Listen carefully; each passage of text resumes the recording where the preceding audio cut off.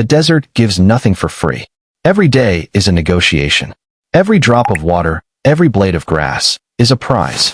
It's a land that breaks the unprepared. But not the Bedouin, and not their animals. For generations, they didn't just share the desert, they shared life with their animals. It was a partnership, built on an unspoken understanding. The animals weren't just a resource. They were family. A camel wasn't just a beast of burden. It was a companion, a vehicle, a source of life-giving milk. A goat wasn't just meat. It was a mobile pantry. A wrong decision could kill an animal, and with it, the family that depended on it. How did they do it? How did they keep flocks and herds healthy in a place where modern ranchers wouldn't last a week? They didn't use fences, or barns, or high-tech feed. They used something more powerful, an intimate, generations-old knowledge of the land and the animals themselves. This knowledge wasn't written down in books.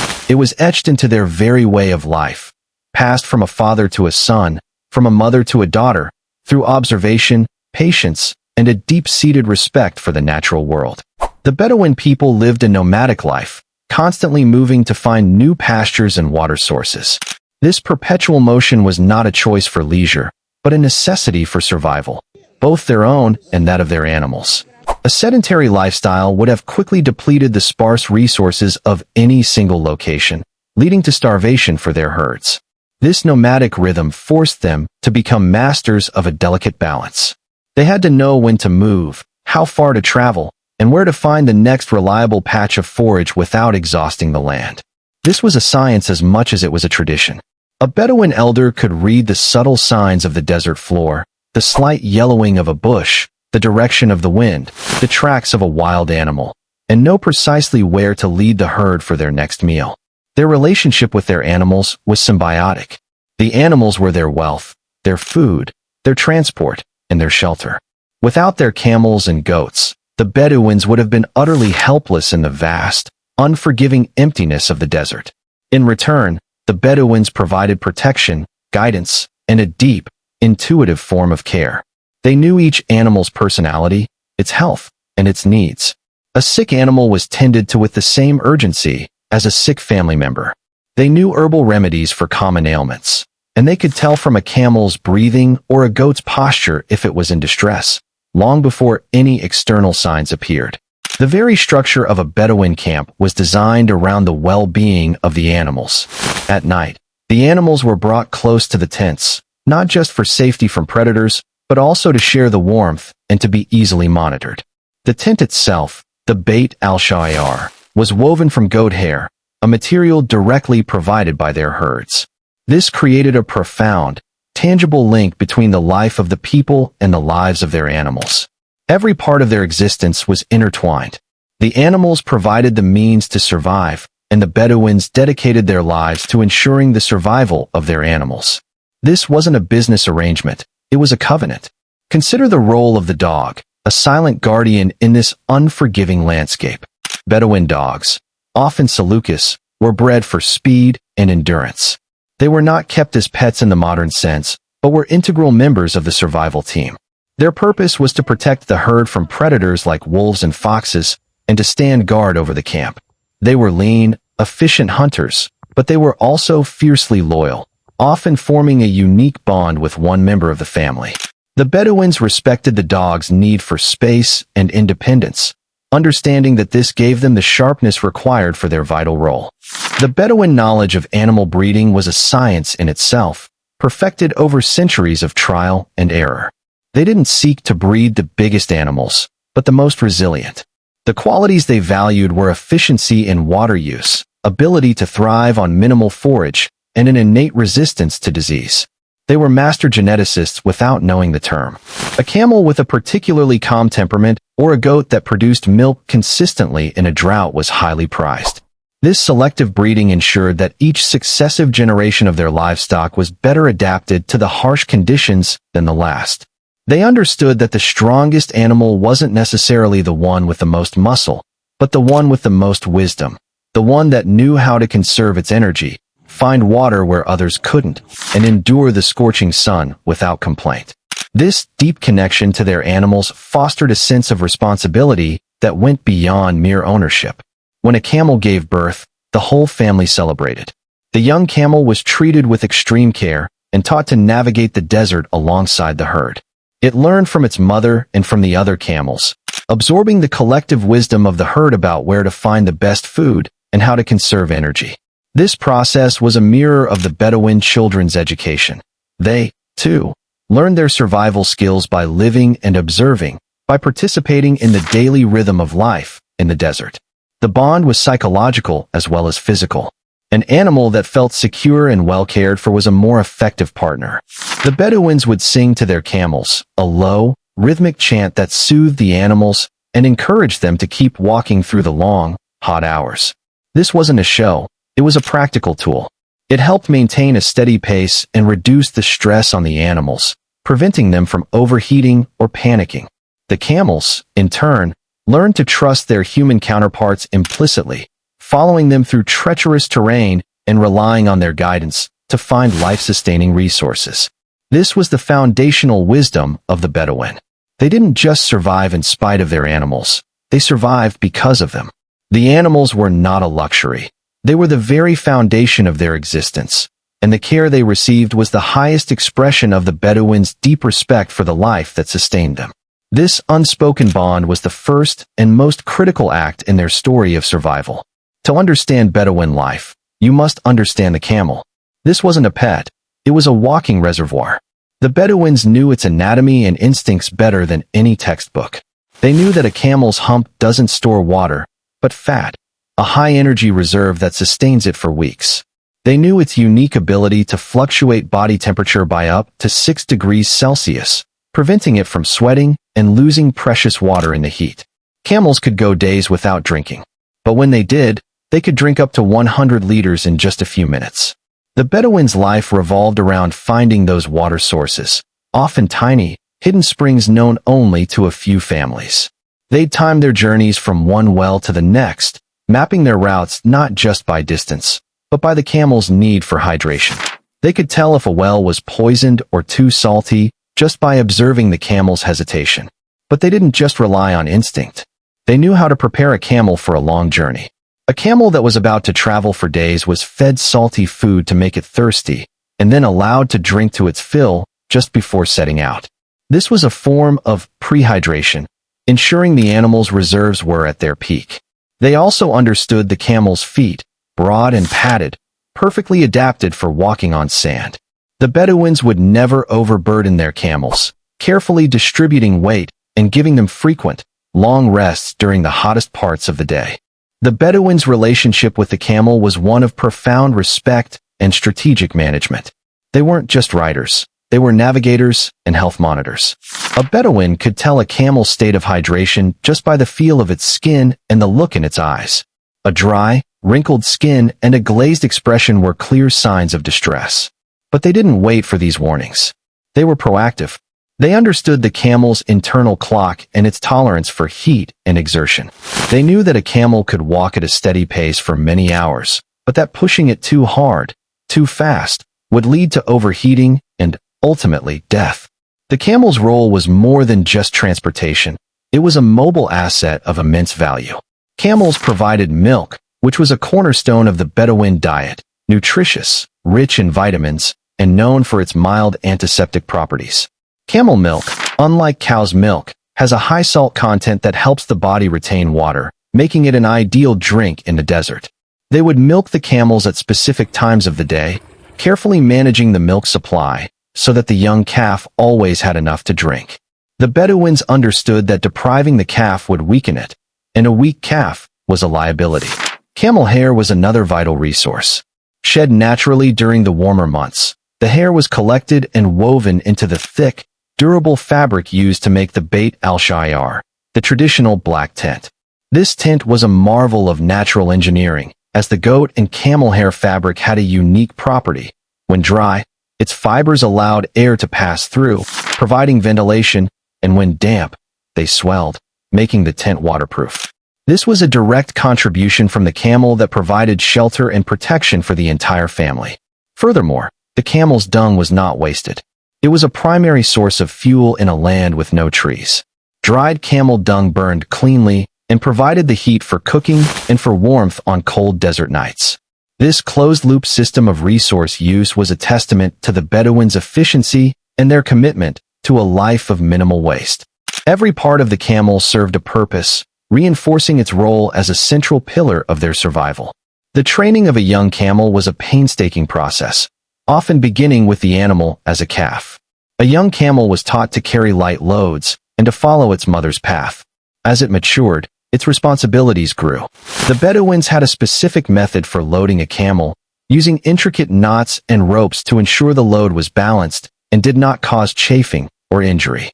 They knew that a sore on a camel's back could become a fatal infection in the desert heat. This attention to detail demonstrated their profound respect for the animal's well-being. The Bedouins' knowledge of camel anatomy was intuitive but accurate. They could treat simple injuries and ailments with poultices made from desert herbs and could set a broken leg with surprising skill. They understood the importance of a camel's breathing and could tell from the depth of a breath if the animal was beginning to overheat. If a camel showed signs of distress, the entire caravan would stop. They would rest in the shade, sometimes for hours, until the animal had recovered. The goal was not to reach a destination quickly, but to reach it with the entire herd intact. This was the genius of the Bedouin. They didn't see the camel as a machine, but as a living, breathing being with its own needs and limitations. They worked with the camel, not against it, and this partnership was what allowed them to traverse some of the most hostile landscapes on Earth. The camel wasn't just a part of their life, it was their life, and its well-being was their ultimate priority. The camel, the true ship of the desert, was their most precious cargo and their most trusted friend. While the camel was the engine of the Bedouin camp, the goats were the mobile sustenance. They were a source of milk, meat, and hair for the tents. But how could a herd of goats survive where a cow would perish in hours? The answer lay in their diet. Goats are not picky. They eat what others won't. They could thrive on thorny shrubs, dry grasses, and even the bitter leaves of desert trees. The Bedouins didn't just let their goats roam freely. They were meticulous herders. They moved the flock in a way that ensured every animal got its fill without overgrazing a single patch of land. This preserved the fragile desert ecosystem and guaranteed a food source for future generations. Just as with their own bodies, the Bedouins understood the goats' physiology. They knew which plants would give the richest milk and which would make the herd thirsty. During the day, the goats would huddle together in a tight-knit cluster, each one casting shade for the others. The Bedouins would often lead them to the shade of a rock or a small dune, allowing them to rest during the midday sun. And they learned to protect their goats from predators like jackals and foxes, always keeping a watchful eye and setting up makeshift barriers at night. The goat's resilience was a mirror of the Bedouin's own. The Bedouin goat was a marvel of biological adaptation, and the Bedouin was its devoted shepherd. These goats, often of the Baladi or Ardi breeds, were not the plump, high-yield animals found in a modern farm. They were wiry, agile, and lean, with a metabolism perfectly suited to the desert's lean pickings. Their ability to eat thorny acacia and bitter desert shrubs was key to their survival. The Bedouin knew that these plants, though unpalatable to other livestock, contained the moisture and nutrients necessary to sustain the herd. They also understood the plant's life cycles, moving the goats to follow seasonal growth, a skill that required a deep and a granular knowledge of the land's every hill and valley. A single Bedouin shepherd, often a child, could manage a flock of dozens of goats. This wasn't because the job was easy, but because of the deep trust and understanding between shepherd and flock. They didn't use whips or forceful commands. Instead, they communicated through a series of subtle whistles, calls, and gestures. The goats, in turn, learned to follow the shepherd's lead, trusting them to guide them to water and to safety. This quiet communication was a form of mutual respect, a delicate dance of guidance and trust. The daily rhythm of the goats was synchronized with the desert's merciless sun. At dawn, when the air was cool and dew still clung to the sparse vegetation, the goats were led out to graze. This was the most important meal of the day. The Bedouins knew that the moisture from the dew and the cooler temperatures allowed the goats to digest their food more efficiently and without undue heat stress. As the sun climbed higher and the air began to shimmer with heat, the shepherd would guide the herd to a patch of shade, a small ravine, a cluster of rocks, or the limited shadow of a large acacia tree. Here, the goats would rest, their bodies conserving energy for the cooler hours of the late afternoon. This midday siesta wasn't a luxury. It was a matter of life and death, preventing the animals from overheating and becoming dehydrated. The goats provided the Bedouin family with their most regular source of food. Goat milk was a daily staple, rich and nourishing. It was consumed fresh or turned into laban, a type of yogurt, or into a hard cheese that could be stored for long periods. The Bedouins also learned to use goat's milk to make ghee, a clarified butter that was a vital source of fat and energy. This milk was also a lifesaver for the young, providing a clean and easily digestible source of hydration and nutrition in a land where clean water was a rarity. Beyond food, the goats provided the very fabric of Bedouin life. The coarse hair, shed twice a year, was collected and painstakingly spun into yarn. This yarn was then woven into the long, dark strips that formed the Beit al-Sha'ar, or House of Hair. This tent, often called the House of the Tent, was the most important possession of a Bedouin family. It was a shelter from the sun, the wind, and the sand, and its unique properties, breathing when dry, waterproof when wet, were a direct gift from the goats. This connection meant that the very home of the Bedouin was a testament to the resilience and generosity of their animals. The Bedouins' knowledge of goat health was also remarkable. They could diagnose an animal's illness by observing its behavior, its appetite, and the quality of its droppings. They used local herbs to treat a range of ailments, from digestive issues to skin infections. They understood the signs of dehydration, such as lethargy and a lack of appetite, and knew that an immediate, slow reintroduction to water was the only chance for survival. This was a form of desert veterinary medicine, passed down through generations of careful observation and practice. The relationship with their goats was a microcosm of their relationship with the desert itself. It was a life of discipline and precision, of taking only what was needed and giving back in kind. The goats, in their quiet resilience, taught the Bedouins a profound lesson, that survival in a harsh environment is not about domination, but about humility, adaptation, and an enduring sense of partnership with the living things that share your world. Every aspect of animal husbandry was tied to the central principle of conservation. Water wasn't just for drinking, it was a tool. When a Bedouin camp found a water source, they didn't let the animals drink their fill at once. They rationed it, giving them small amounts over time, so as not to shock their systems or cause them to sweat excessively. The Bedouins also practiced a unique form of breeding. They selected animals not for size or speed, but for hardiness and endurance. The best camels were those that could go the longest without water. The best goats were those that could find sustenance in the most barren places. It was a centuries-long process of natural selection, guided by human observation and need. Even the animal droppings weren't wasted. They were collected, dried, and used as fuel for fires. The hair from the goats and camels was not only used for tents, but for weaving ropes and sacks. Nothing was squandered. The Bedouin economy was a perfect loop, where the animals provided everything needed for life in the desert, and in return, were given the precise care and respect necessary for their survival. It was a system built not on abundance, but on the careful, intelligent use of scarcity. This philosophy of conservation was the bedrock of Bedouin life, and it extended to every single aspect of their existence. It was a mindset born of necessity, but refined into an art form. The Bedouins understood that in the desert, waste was a death sentence. A drop of water spilled, a piece of forage left uneaten, an animal lost. These were not minor inconveniences, but grave threats to the survival of the entire group. This careful management of resources began with water. When a well was found, the Bedouins would organize the watering process with military precision. The strongest animals were watered first, as they were the ones who would carry the heaviest loads and lead the herd to the next location. But they were never allowed to gorge themselves.